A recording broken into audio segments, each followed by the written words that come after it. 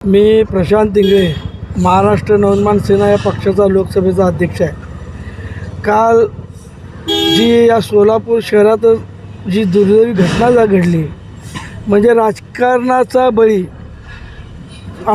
दुसऱ्याचं भारतीय जनता पार्टीच्या तिकिटाच्या गटबाजीत त्यांना समजावून सांगण्याचा प्रयत्न, म्हणजे गोड बोलून समजावून सांगण्यासाठी गेला असता त्यांनी बोलवून घेऊन त्याचा जो घात केला, त्यामध्ये महाराष्ट्र नवनिर्माण सेना या आमच्या पक्षाचा विद्यार्थी सेना जी सोलापूर शहरामध्ये चालत होता, जो शहराध्यक्ष म्हणून काम करत होता, त्यांना गोड बोलून त्याचा जो घात केलेला आहे, याचं मागं जे कारण आहे याचा शोध झाला पाहिजे.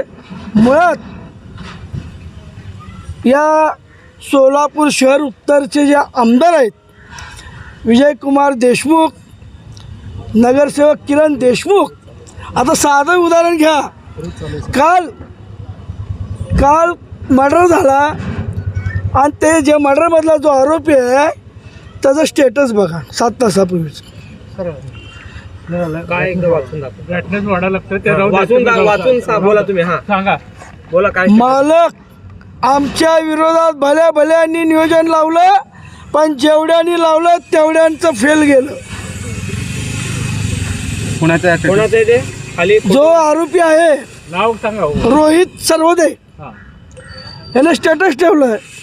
म्हणजे ह्याच्या मागचा मेन सूत्रधार या सोलापूर शहर उत्तरचे जे आमदार आहेत, विजयकुमार देशमुख आणि किरण देशमुख, यांच्यावर SITची चौकशी लावावी ही महाराष्ट्र नवनिर्माण सेनेची मागणी आहे. पोलीस प्रशासन जाणून बुजून त्यांचं नाव या आरोपीच्या पिंजऱ्यामध्ये त्यांना उभं न करण्याचा प्रयत्न करायला लागलेत. म्हणजे विचार करा, आचारसंहिता चालू आहे. मी या सोलापूरच्या पोलीस आयुक्तांना माझी कळकळीची विनंती आहे, आचारसंहिता चालू आहे, आपण सत्ताधाऱ्याचे नसून जनतेचे आहात. त्यामुळं आज कोण आमदार नाही किंवा कोण नगरसेवक नाही आहे, त्याची सखोल चौकशी झाली पाहिजे. त्यांचा आदेश आलेला आहे. त्यांच्या आदेशाने हे आमच्या विद्यार्थी सेनेच्या शहराध्यक्ष बाळासाहेब सर्वोदयचा खून झालेला आहे. काल सन्माननीय राजसाहेब ठाकरे यांनी पोलीस उपायुक्त साहेबांना फोन केला, साहेबांची चर्चा झाली. राजसाहेब शिवतीर्थावर आता सध्या ह्या संदर्भात चर्चा चालू आहे. आम्हाला तुम्हाला हात जोडून विनंती आहे की या प्रकरणामध्ये भारतीय जनता पार्टीच्या 2 गटाच्या तुमच्या घरच्या भांडणामध्ये आमच्या कार्यकर्त्याचा बळी गेलेला आहे. आणि हा बळी जागच्या मागातला जो सूत्रधार आहे, माझी तुम्हाला कळकळीची विनंती आहे, तुमच्या माध्यमातून एकाला न्याय द्या, तुम्ही त्याच्या कुटुंबाला न्याय द्या. आज बिहारपेक्षा वाईट परिस्थिती या सोलापुरात झालेली आहे. आमदारांचा सहभाग आहे असं म्हणता, पण त्यांनी अजून प्रतिक्रिया दिली नाही. त्यांचा कसा सहभाग आहे सांगा ते भाजपच्या आमदाराचा. अहो, त्याचा मुलगा तिथला नगरसेवक मुलाला बिनविरोध पेलांडण्यासाठी जो प्रयत्न करत होता त्या भागा. आता मला सांगा, मूळ मुद्दा बरोबर बोला तुम्ही.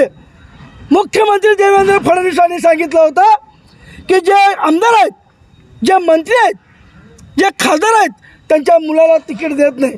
माझ्या मुलाला कसं काय दिलं, पहिलं त्याचं उत्तर द्यावं त्यांनी. म्हणजे मुख्यमंत्र्याच्या आदेशाला आमदारांनी केराची टोपली दिली का? स्वतःच्या पोराला बिनविरोध आणण्यासाठी महाराष्ट्र नवनिर्माण सेनेच्या माझ्या कार्यकर्त्याचा, माझ्या बाळासाहेब सर्वोदय जो आमच्या सर्वांचा जीव होता, त्याचा बळी घेतला का?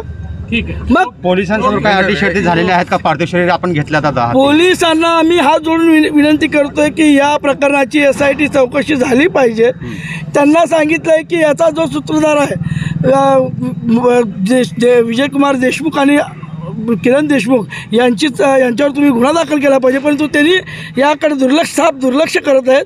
त्यांनी 15 आरोपी जे आहेत त्यापैकी त्यांनी म्हणतात 5 आरोपी त्यांनी अटक केलेले आहेत.